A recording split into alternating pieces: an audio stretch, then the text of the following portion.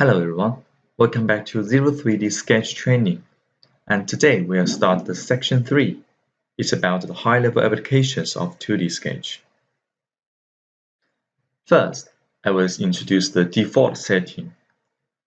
In ZW3D sketch level, we can customize the color of the point, line, dimension, text, and constraint.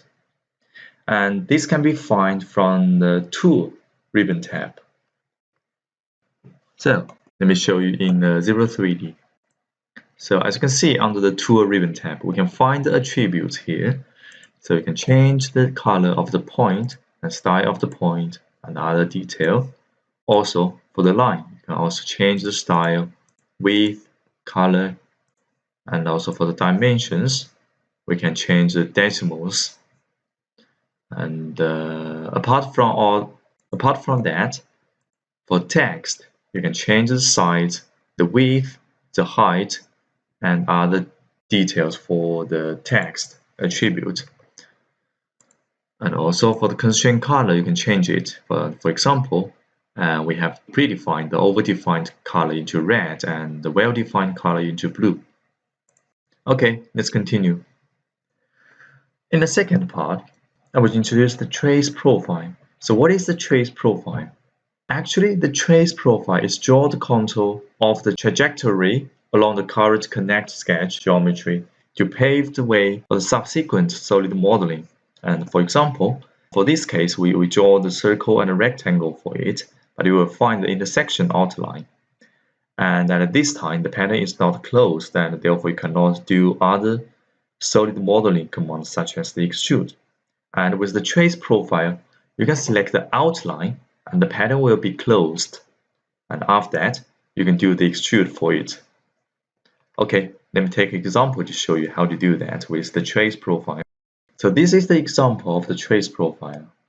As you can see, there is some intersections for this sketch. So we can use the trace profile, and which can be found from the sub-sketch menu. So we use the trace profile and select the outline. For this case, we select the outline first.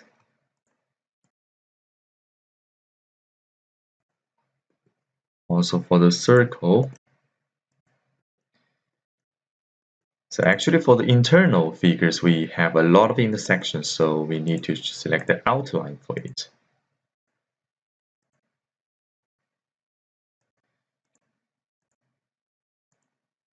And now we have finished the trace profile selecting, and let's move back to the modeling level.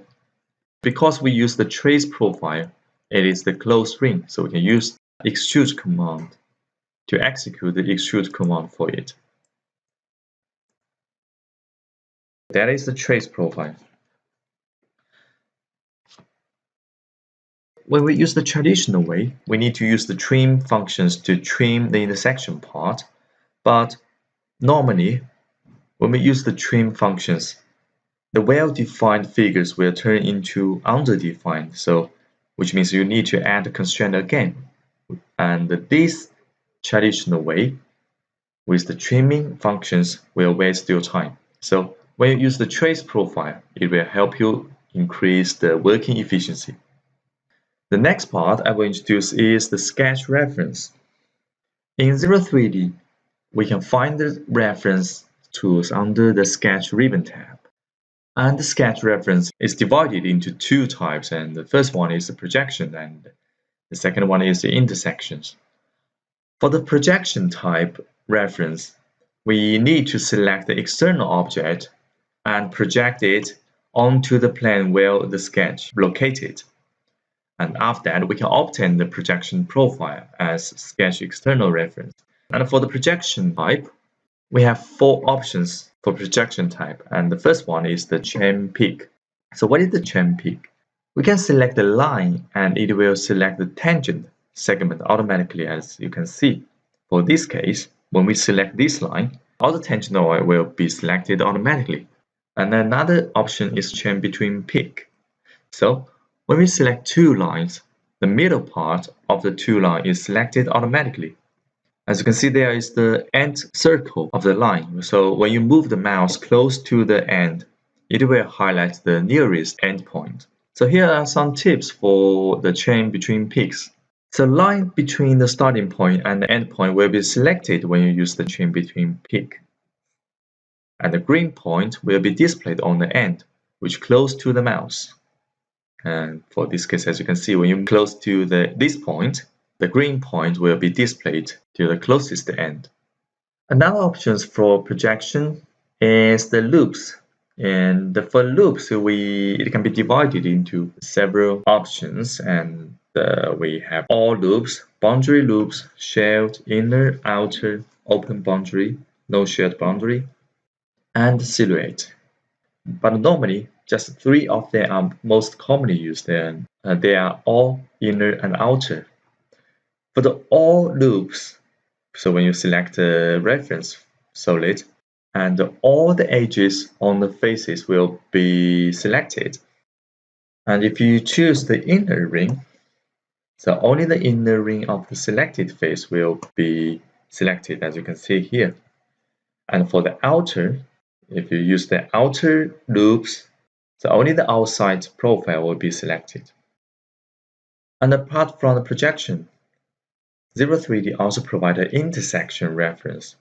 The intersection reference is normally used to find the intersection point or line of the selected external object with the sketch plane, and it is used as the sketch reference.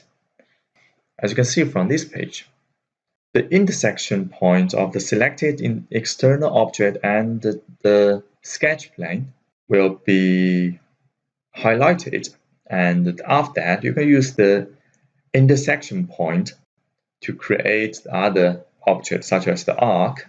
Also, for the intersection tool, it also has the single selection and chain pick, and the usage is similar to the usage of the corresponding command in the projection. For the intersection, this command is used more frequently in the surface type modeling. For the sketch reference, we also have some other settings such as the external reference managers. And this one is normally used to modify and delete the external reference. So as you can see, this is the command window for the reference manager. And another one is the unlink. This tool is normally used to remove the association relationship between the sketch reference and external object. When you unlink the reference, it can convert it into the sketch entities geometries and become editable. But if you don't unlink the reference, the dimensions cannot be modified because it is in the reference status. Okay, let's move to the ZW3D to show you some example. Let's move to the sketch level. So first, we select this data as the sketch plane.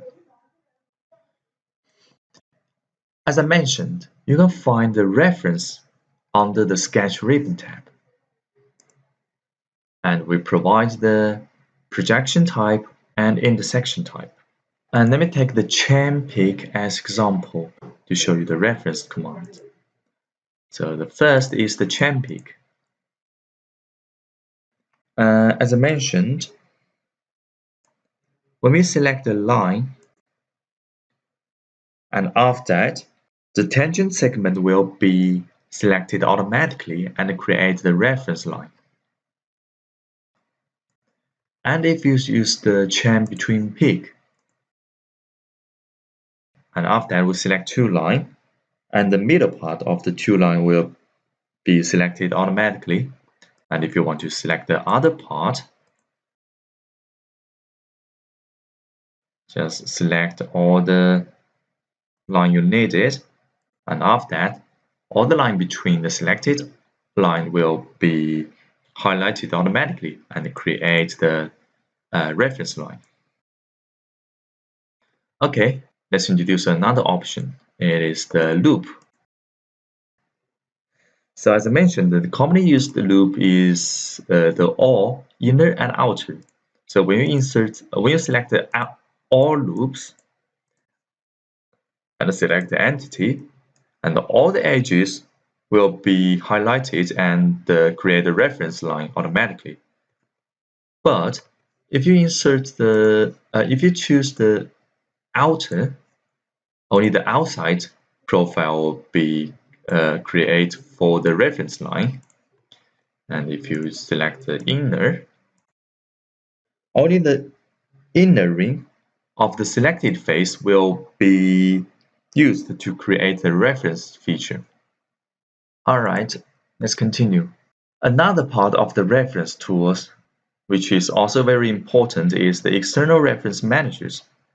And with the managers, you can select all the created reference curve, and when you select each of the curve, it will be highlighted in the sketch plan, and you can choose to delete the unneeded one. So this is what the reference manager normally used for. And another command of the reference is the unlink reference. With the original reference line, you cannot do any modifications on it. But if you unlink it, so you can change the positions or the dimensions of each of the reference line. Another very useful high-level applications is the sketch block. So what is a sketch block? It is to store the pattern in the ZW3D, and it can be used in other drawings. When you create the sketch block in the sketch level, the next time when you want to reuse it in other drawings, you can just find it from our sketch block library. Let me show you how to create a sketch block in ZW3D. Okay, I will create a slot and make it into block. Let me change the radius to 10 millimeters and create a slot. And after that, we can find the make block command under the subsketch of the sketch ribbon tab. So we can make it into block. First, let me select all the entities and define the name for it. And for this case, I will make it into the flexible sketch, and I will introduce the more details in the next slide. We finished the block making. So when you want to reuse it, you can find it under the insert block. So this one is the block which I just created. As I just demonstrated in the ZW3D, I've just created a flexible block. So what's the difference between the flexible and the rigid block? So what is the flexible block? When we insert block to other sketch, and the shape of the block will change as the related constraint changes. As you can see in these pictures, the gray one is a flexible block. So when you drag other entities, the size of the block will be changed. For this case, when we move the positions of the red rigid block, the dimension of the flexible will be changed. But for the rigid block, so after we insert the rigid block combined with other entities, the shape of the block cannot be changed. And some tips for the flexible block. The relative dimensions of the flexible block cannot be defined. Otherwise, the corresponding dimensions can't be changed. Alright, let's move to ZW3D to show you an example.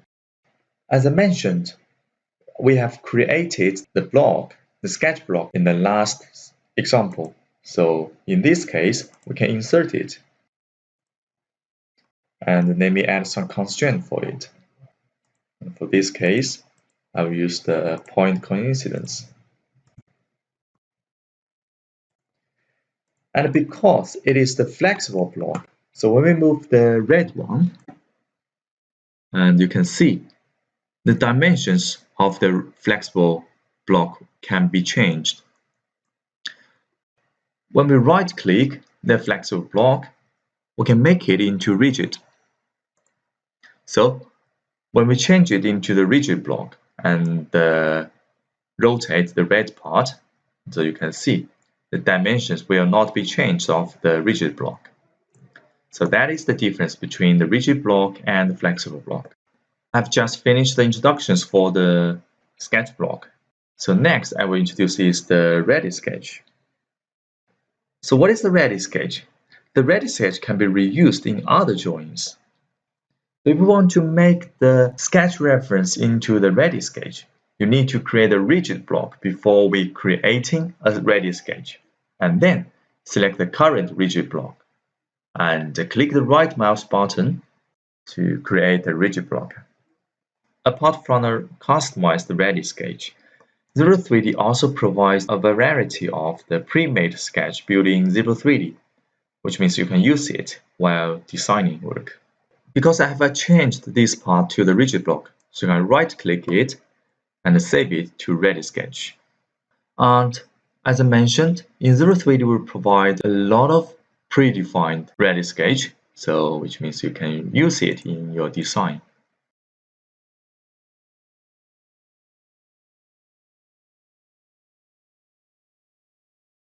The next part I will introduce is another very convenient tool. We call it the modify value in batch.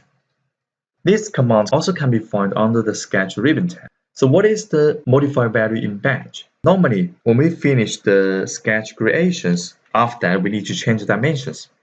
But sometimes when we change dimensions, the shape of the figures will be changed. But with the modify value in batch, we can change the dimensions together.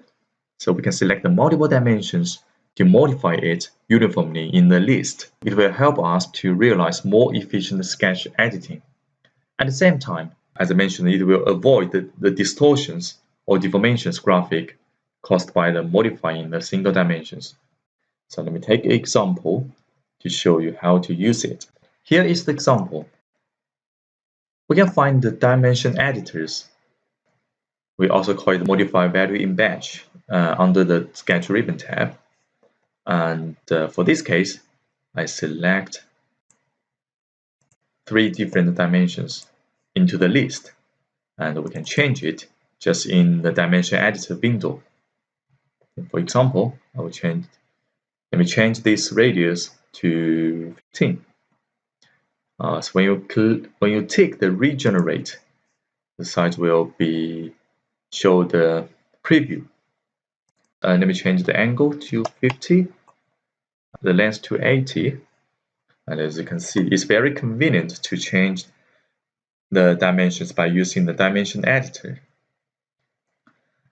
And besides, we have the increment options. For example, if I change the increment to 1 mm, the size will be changed together. So therefore, you don't need to worry about the distortions. And also, for log ratios, when you change the size, other related dimensions will be changed by proportions. It will help you to keep the shape of the figure. So, this is the modified dimension in batch function. In the last part of these sections, I will introduce the parametric sketch. So how to define the parametric sketch? We can define the variables in the equation manager. With the equation managers, we can manage the variables and the expression. And all the variables can be used in the sketch or the modeling level. Let's look at these pictures. We can change the value to the variables by clicking this icon and select the variables which we predefined in the equation manager. When we use the variables in the sketch, you can change it under the expression managers. You can find the corresponding parameters and change them in the managers on the left hand. So the difference between the assigned and unassigned value with the variables, and you can find there is a symbol in front of the assigned number. For example, this value is using the variables, but this one is the fixed value. Next, I will take an example, sketch example, which we created in the previous sections, and assign the parameters in the individual dimension value for the parametric sketch design. So when you need to change the corresponding dimension later, you don't need to enter the sketch. The only things you need to do is change the value in the history managers and to change the corresponding dimensions to the target value. We can find the equation managers under the tool ribbon tab. Let me create some variables for this case. And the first one is the length. And then let me predefine the value to 77. And another one is the angle. For this case, the angle default value will be set to 45 degrees, and we need to change the type of it to change it to angle. And also another one is the radius of the slot. And this one, the default setting is the 14 millimeter. Okay, let's move to the sketch level. And as you can see, all this value is the fixed value, and we haven't used the variables for it. So let me apply the parametric design for it. So first, let me change this value to the radius, and you can see you can find the symbol in front of the value. And for this one, let me change it to the radius, the angle, and also this one, change it to length. So these three dimensions are using the variables, and you can find the symbol in front of the value. Okay, we have applied the variables for this sketch. So if you want to change the size, you only need to find the expression managers under the expression managers on the left hand. And if you want to change the length to 80, degree to 50, and the radius to 15 millimeters. And after that, click the region. You can see the dimensions and the shape will be changed. And let me show you one more again. Change dimensions to 60 degrees. You can see the shape will be changed after we change the value of the variables from the expression manager. Okay, that's all for the section 3 of the sketch training. And in the next sections, I will show you how to create a 3D sketch in ZW3D. Thank you for your listening, and see you next time.